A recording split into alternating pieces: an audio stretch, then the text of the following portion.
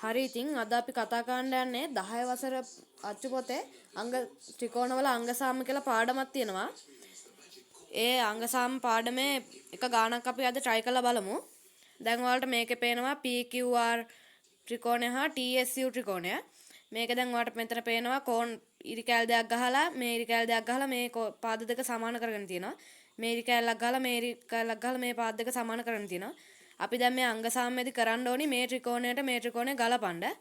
දැන් ඒක ගැලපෙනවද කියලා බලන්නේ ත්‍රිකෝණ දෙකක් අංගසාම වෙන්න බලපාන කරුණු දෙකක් ඕනි.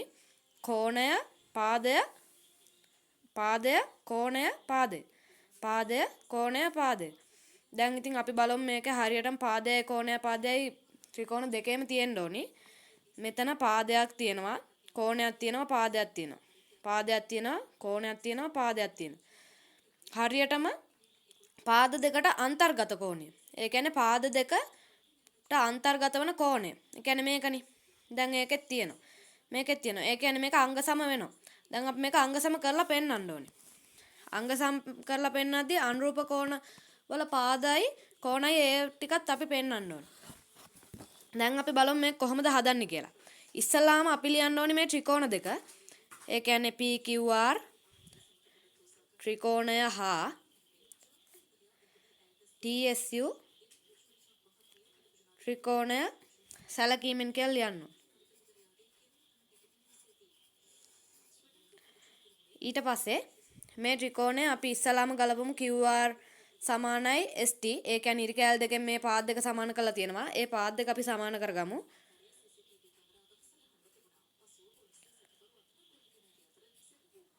හරි අපි දැන් මේ පාද දෙක සමාන කරගත්තා. එක්කල මේකේ දත්තය දීලා තියෙන හින්දා දත්තය කියලා ලියන්න ඕනේ.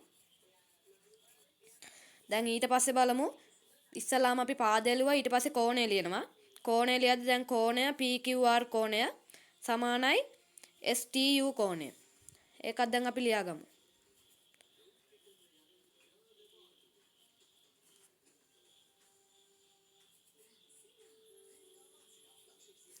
දැන් ඒකත් අපි දත්තය දීලා තියෙන නිසා දත්තය කියලා ලියා ගන්නවා. දැන් ඊට පස්සේ අපි ඊතුරු පාදය බලමු. TU සමානයි PQ.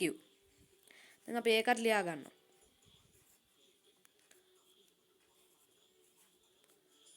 එකත් දත්තය දීලා තියෙනවා. ඊළඟට එන ගණන් මෙහෙම නෙවෙයි දත්තය අපිට හොයාගන්න තියෙන්නේ. ඒකාන්තර කෝණ වලින්ුයි ඔහොම එක එක කෝණ ಜಾති වලින්. දැන් ඊට පස්සේ අපි ගන්න ඕනේ එම නිසා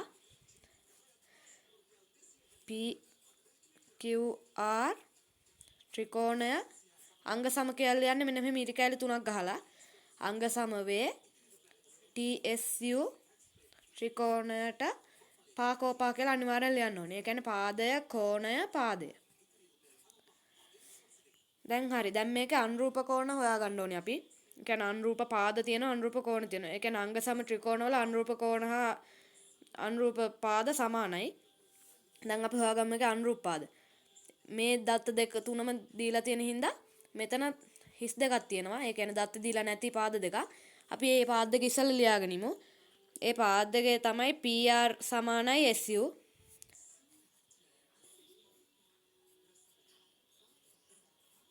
හරි අපි දැන් මේ දෙක ලියාගත්තා. ඒකේ අනිවාර්යයෙන්ම ලියන්න ඕනි තියෙනවා අංග සම ත්‍රිකෝණවල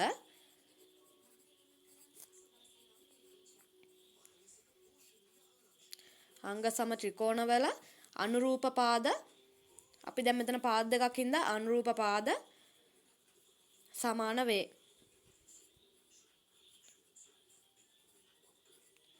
අංග සම ත්‍රිකෝණවල අනුරූප පාද සමාන වේ. ඒකත් ලියාගත්තා. දැන් අපි බලමු මෙතන ඊළඟට තියෙන්නේ මොකද්ද කියලා. අනුරූප. දැන් අපි හොයාගන්න අනුරූප මේ ඉරි කැලි දෙකට ඉස්සරහින් තියෙන කෝණය. මේ ඉරි කැලි දෙකට ඉස්සරහින් තියෙන කෝණය P. මේකට ඉස්සරහින් තියෙන කෝණය U. දැන් මේ ඉරි කැලි දෙකට ඉස්සරහින් තියෙන කෝණය වෙන්න මෙතන නම් RPQ. RPQ කියලා ලියාගත්තා. අනිවාර්යෙන් කෝණයක් ලකුණු කරද්දී ඒ කෝණේ තියෙන අක්ෂරයට උඩින් මෙහෙම කාකපාදයක් දාගන්න ඕනි. RPQ සමානයි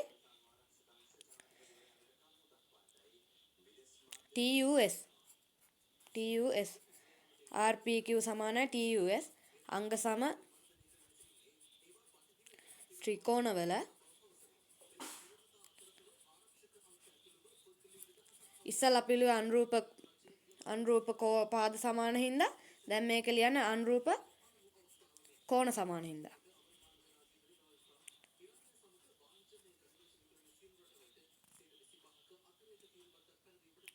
කෝණ සමාන වේ.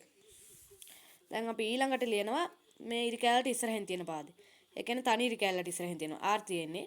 අපි ඒකට PRQ කාක පාදේ දැම්ම සමානයි මේ ඉරි කැලට ඉස්සරහින් තියෙන S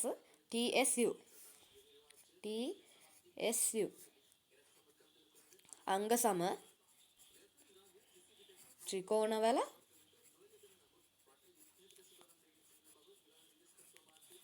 අනුරූප මේකත් අනුරූප කෝණයක් අනුරූප කෝණ සමාන වේ.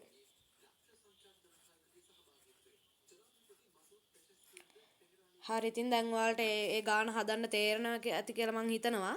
ඔයාලට තේරෙන්නේ නැත්නම් කමෙන්ට් එකක් දාන්න මං තව ගණන් ඔයාලට දාන්නම්.